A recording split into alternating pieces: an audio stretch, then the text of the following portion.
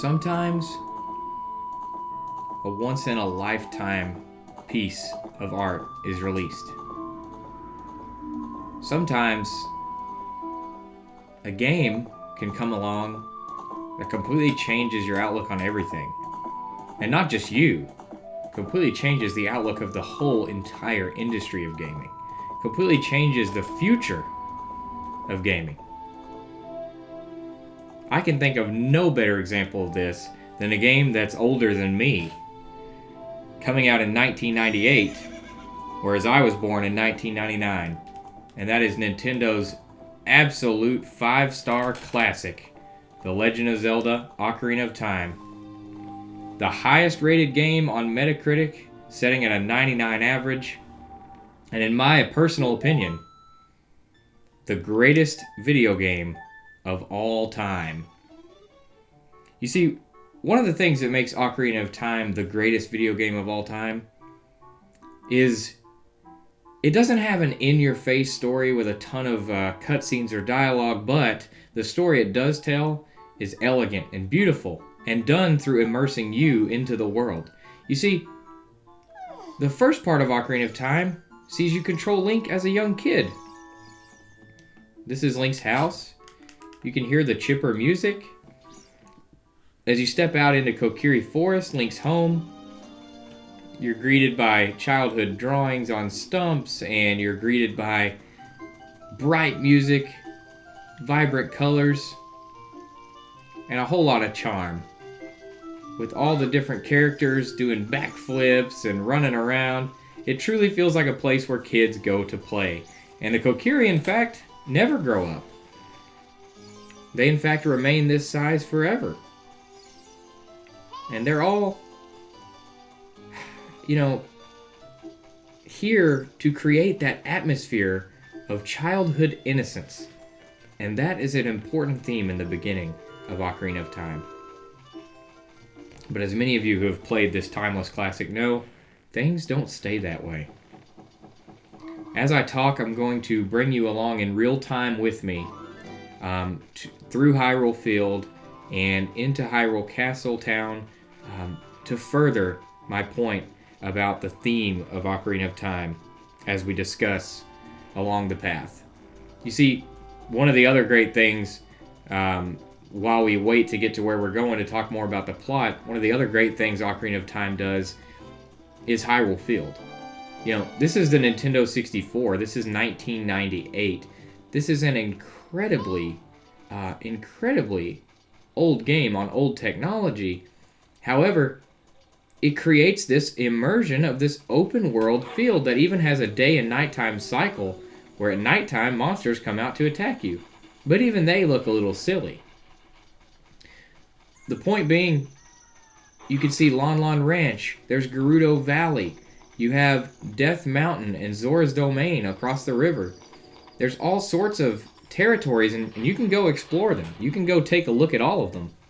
And what Ocarina of Time does is, despite the limitations of the technology, it gives you the first sort of open experience in gaming. It gives you this experience of exploration that was unrivaled at the time, and it really does a great job of using what assets it has, using still pictures and things of that nature to actually make the world look bigger than the file size allows it to be. And you are lost in that fake out, in that immersion, because it truly does feel big. The first time I played Ocarina of Time, I was blown away. Now, I first played it on 3DS, but even still, I was aware of the fact that it was originally an N64 game, and have since played the N64 version many times. And I gotta say, it's impressive what they were able to pull off at this time.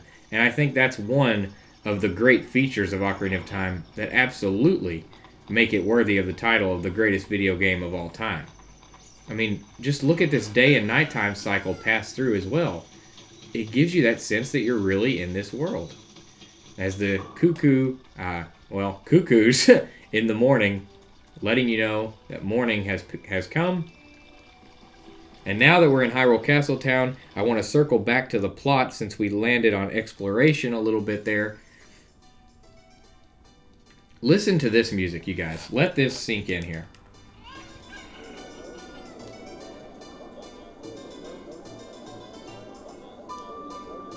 maybe even more so than Kokiri Forest, the Hyrule Castletown Market has this sense of liveliness.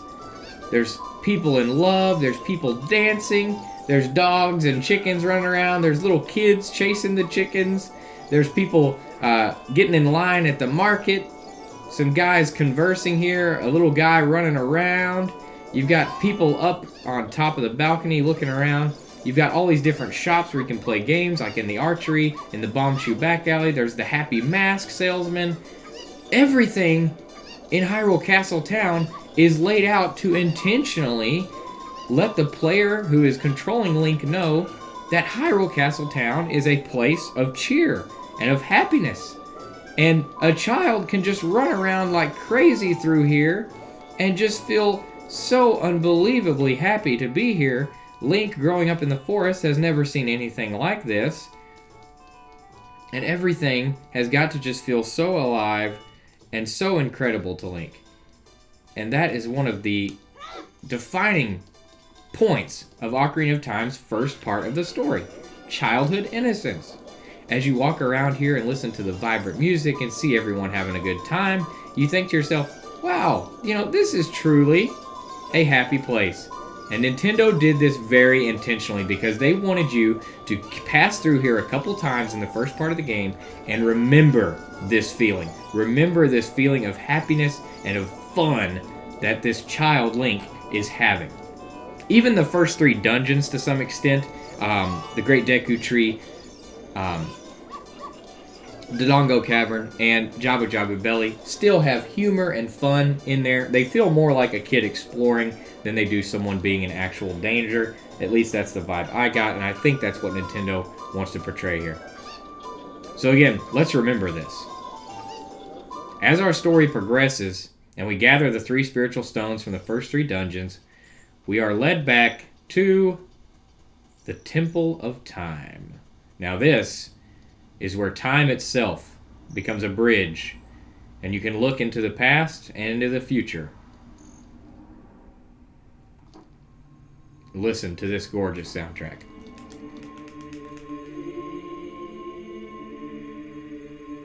Now we have a different tone introduced in Ocarina of Time. As we place the 3 spiritual stones upon the altar and listen to the chanting,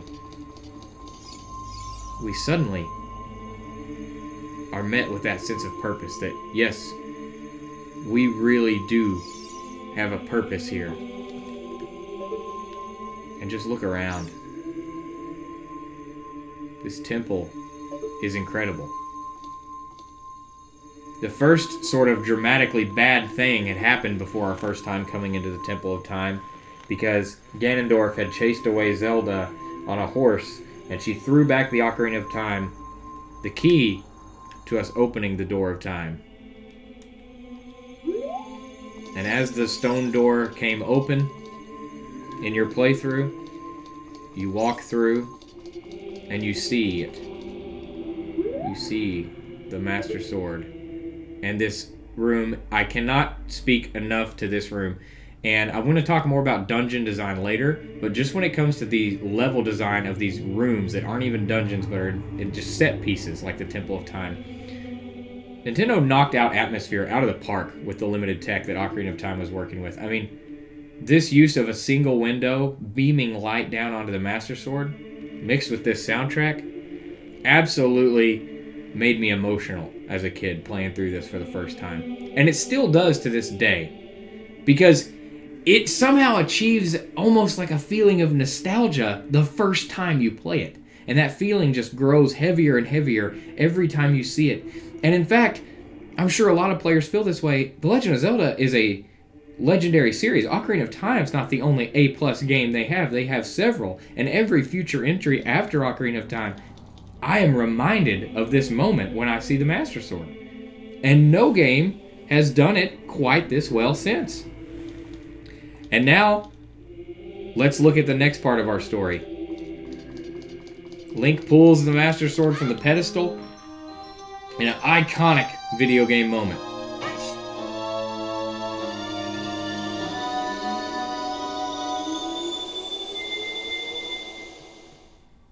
Another truly exciting revelation and moment Link is now older.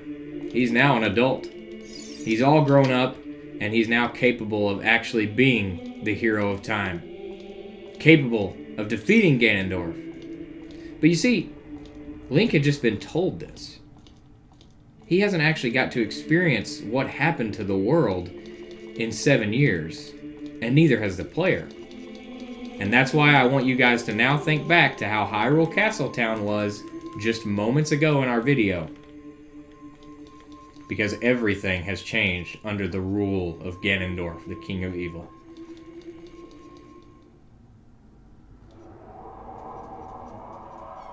The skybox now, instead of a happy blue, a dark purple and red. And Hyrule Castletown? Just look at the horror.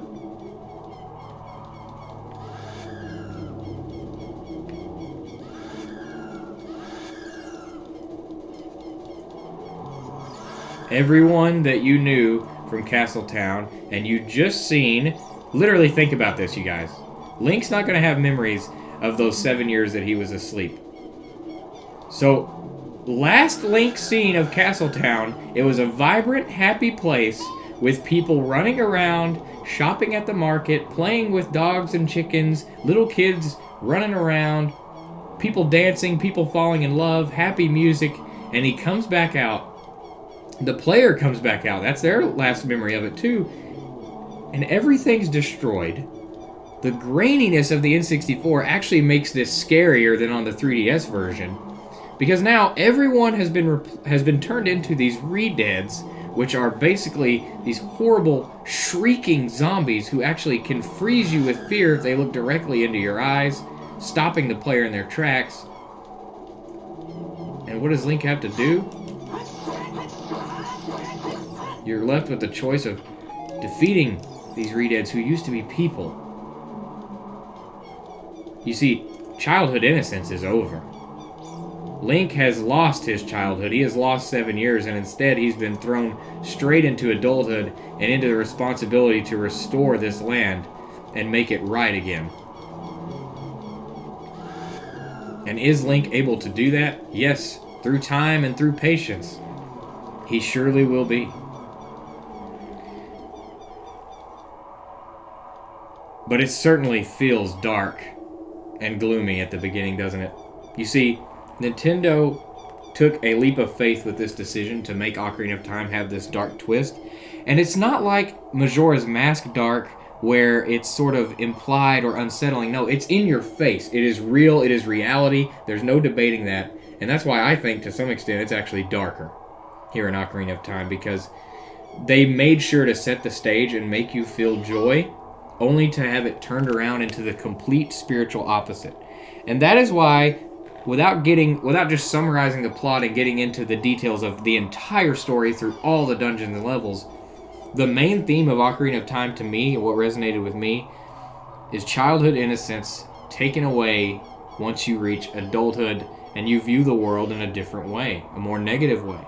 And the game is about trying to restore that childhood innocence, trying to give Link his time back, but not only Link, give the world its time back. Save it from Ganondorf, and remind all the people of Hyrule that we can all view the world in a better light at the end of the day. And that is why the story is so amazing here in Ocarina of Time. We've already touched on exploration. Next, I want to talk about dungeon design and combat. Okay? The actual gameplay of the game. And of course, another quick touch on exploration. As an adult, you do get access to Epona, allowing you to explore Hyrule Field much quicker, get around much faster, and overall, have a great time galloping around Hyrule Field. Okay. I am going to warp us to my favorite dungeon, which is the Forest Temple real quick. A up left, right, left, right.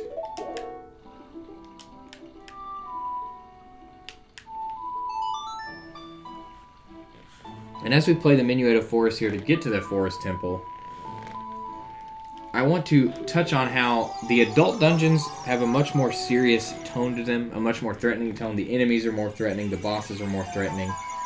and the general vibe is much more deadly. Now, honestly, the thing about Ocarina of Time is any of the dungeons could realistically be your favorite. They're all amazing, and different people have different opinions. But I love the Forest Temple. Listen to this soundtrack. The Forest Temple is my favorite, and it's the first dungeon you reach as an adult. It sort of combines this spooky element of the forest with the theme of chasing these 4 different ghosts down, these Poes, in order to unlock to go down to the boss room where you eventually face off against Phantom Ganon, a phantom, terrifying version of Ganondorf who's taunting you the whole time, telling you, no, you may be an adult now, you cannot possibly stand up to my power. Let's talk about combat. What did I just do, you guys? I just did something that essentially, and I want to re-enter the room here while I talk about this, I just did something that revolutionized gaming. Something that we see in almost every action game, and that's lock-on targeting. Yeah, that's right. Z-targeting was basically invented here for Ocarina of Time, allowing you to lock onto the enemy, sidestep, do backflips, block with your shield, and in fact, lock onto the target and actually conduct your combat one swipe at a time, making sure to hit your target. It's amazing. No longer are the days of just mindlessly swinging around or trying to jump on a Goomba. We now have actual 1v1 combat with lock-on targeting. That feature alone is one of the major reasons Ocarina of Time is the greatest game ever, because think of all the games you've played with lock-on targeting. It was revolutionary at the time, and it's still in the DNA of games like the Souls games and other amazing, iconic action games still to this day. I mean, gaming wouldn't be the same without it. You can even lock on and use it to use projectiles to defeat enemies as well. So I just want you guys, I'm not going to run through the whole dungeon here, but I instead want you guys to just take in the atmosphere here of the Forest Temple. The music is creepy. You see the flames lit because I've already completed the dungeon. And as you explore this giant multi-floor labyrinth, like all the adult dungeons are, you feel that the puzzle solving is absolutely clever and creative and truly pushing the N64 to its limits. You guys, Ocarina of Time hits everything. It hits story, it hits theme, it hits exploration, it hits innovation with its lock-on targeting and smooth combat, as well as level design and dungeon design. It hits atmosphere. So let's talk about the ending. You see, the end of Ocarina of Time is also something worth mentioning. You know, Ganondorf and that final boss encounter that we see up the castle is absolutely an amazing one. I don't have any clips of it here to share at the moment because, again, I'm recording this in real time. But it is worth mentioning that the fight itself is really one of a kind. It has this great atmosphere. As you climb up the tower and Ganondorf steps, you feel the sense of dread coming along. And once you defeat him and you rescue Zelda and you take her out of the tower, he appears as a giant beast, knocking the Master Sword away from you and making Link stand up and be a hero one more time without the help of the Master Sword. And then he gets the Master Sword back and finishes off the beast, ending the great conflict. And Zelda then restores him to his original time, back in the Temple of Time. And what's beautiful is in the after credits scene, Link chooses to come back to see Zelda as a child once again, despite getting his childhood back and being the savior that no one knew.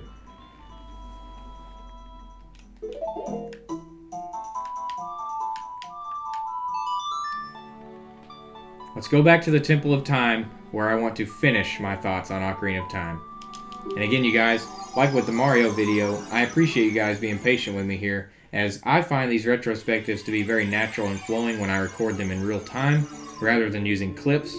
So I hope that you can understand that vision for the video. You see, the Temple of Time is like Ocarina of Time in many ways. just like the Temple of Time connects two different times together, Ocarina of Time is that bridge that connected retro gaming to modern gaming, connected the older 8-bit era into the 3D era beautifully. And those connections still resonate today. You see, Ocarina of Time is the measuring stick, you guys. It's the game that I instantly compare a single-player experience to because nothing has done it quite as well. I'm so excited for The Legend of Zelda Tears of the Kingdom, and I can't wait to see how it stacks against Ocarina of Time, because Breath of the Wild was darn close to being as good.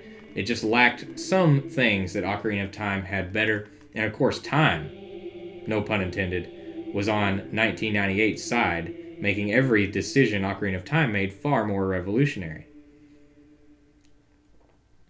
Guys, I hope you enjoyed my take on why Ocarina of Time is the greatest video game ever made. If it seems like I had a lot of thoughts to say and couldn't quite find the right words, that's probably because I could go on and on and on about Ocarina of Time for hours. I love it so much. I've played through it 15 or 16 times. I've 100%ed it 3 times. I've played it on my Switch. I've played it on my 3DS. I've played it on the N64. I've played it on the GameCube. I just can't get enough of it. Ocarina of Time is a timeless classic, one that may not ever be replicated again. And it implores all of us to look within ourselves, remember childhood as we face the challenges of adulthood. And remember that while life may seem dark, there's always a light that keeps us going through time itself. Thank you all so much for watching. This is Autobot Dawson, rolling out.